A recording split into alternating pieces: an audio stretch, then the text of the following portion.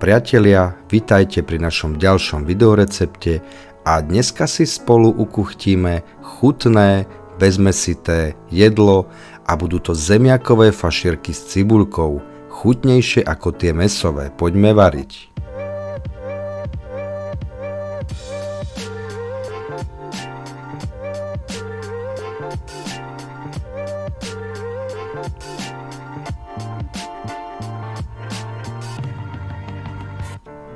A naozaj potvrdzujeme, že nám tam mäso vôbec nechýbalo. Začneme tým, že si očistíme 2, 3, možno aj 4 zemiaky, podľa toho, koľko vás doma je.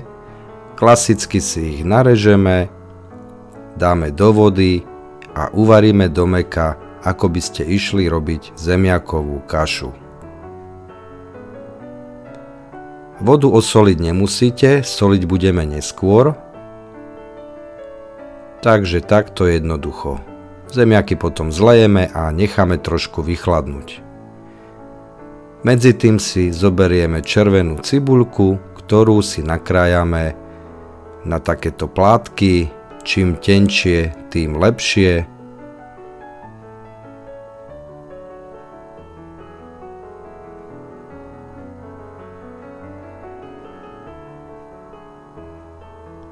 Ďalej si vezmeme peknú urastenú mrkvu a pomocou škrabky na zemiaky alebo iného podobného nástroja si ju takto pekne nastrúhame na takéto pásiky, ktoré ešte potom môžeme prerezať, pretože neskôr budeme formovať v podstate placky alebo fašírky v úvodzovkách, tak aby to malo primeranú dĺžku.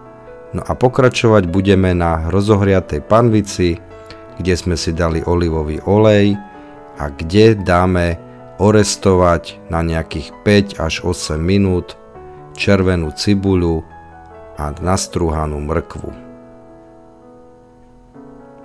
Ani tu zatiaľ nič neochucujeme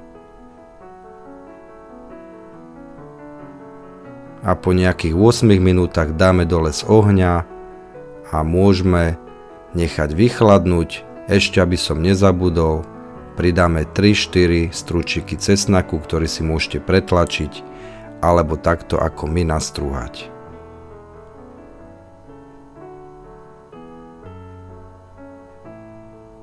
Máme orestované, zemiaky nám trošku vychladli a my si z nich spravíme zemiakovú kašu, do ktorej však nedáme klasicky maslo a mlieko, iba si proste zemiaky takto jednoducho roztlačíme a potom do nich pridáme orestovanú cibuľu s mrkvou a postupne budeme pridávať ďalšie skvelé suroviny.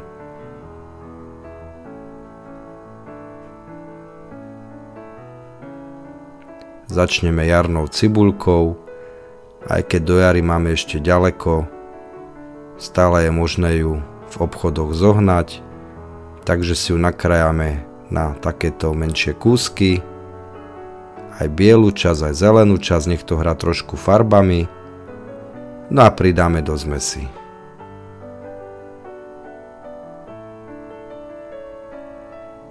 Ďalej budeme pokračovať s vašim obľúbeným syrom, použite taký, aký vám chutí a nastrúhame si ho tiež do misky. Ak tam nejaké kusky prepadnú, nič sa nedeje. Ďalej pridáme jedno vajce, ideálne domáce. No a teraz prichádza ten čas, kedy to všetko primerane osolíme a vlastne čo sa týka nejakého ochucovania, to je aj všetko. Kto by veľmi túžil, môže si tam pridať mleté čierne korenie, ale v recepte bola iba soľ. No a všetko veľmi dobre kvalitne premiešame. Ako posledná prichádza na rad múka a tu dávam do pozornosti, aby ste tej múky dali do tejto zmesi dostatok, ináč sa vám nebudú dobre tvariť fašírky. No a pokračujeme opäť na panvici, ktorú klasicky rozohrejeme, pridáme olivový olej a pomocou rukavice, na ktorú si dáme tiež olej, sa snažíme jednoducho tvarovať takéto placky, takéto zemiakové fašírky, ktoré krátko opečieme z jednej a z druhej strany, keďže v podstate všetko v tomto už je uvarené až na jarnú cibuľku, tak to vôbec nie je dlhý proces, takže minútku dve z jednej strany, minútku dve z druhej strany a máme hotovo. A máme výborné hlavné jedlo, alebo aj veľmi zaujímavú prílohu pre niekoho, kto by mäsu nevedel odolať, takže už každý podľa seba. No a môžeme podávať s kyslou smotanou alebo s nejakými inými omáčkami, ktoré máte radi. Na záver sme dozdobili ešte jarnou cibuľkou a dobrú chuť. Naozaj skvelé jedlo bez mäsa, dá sa povedať vegetariánske.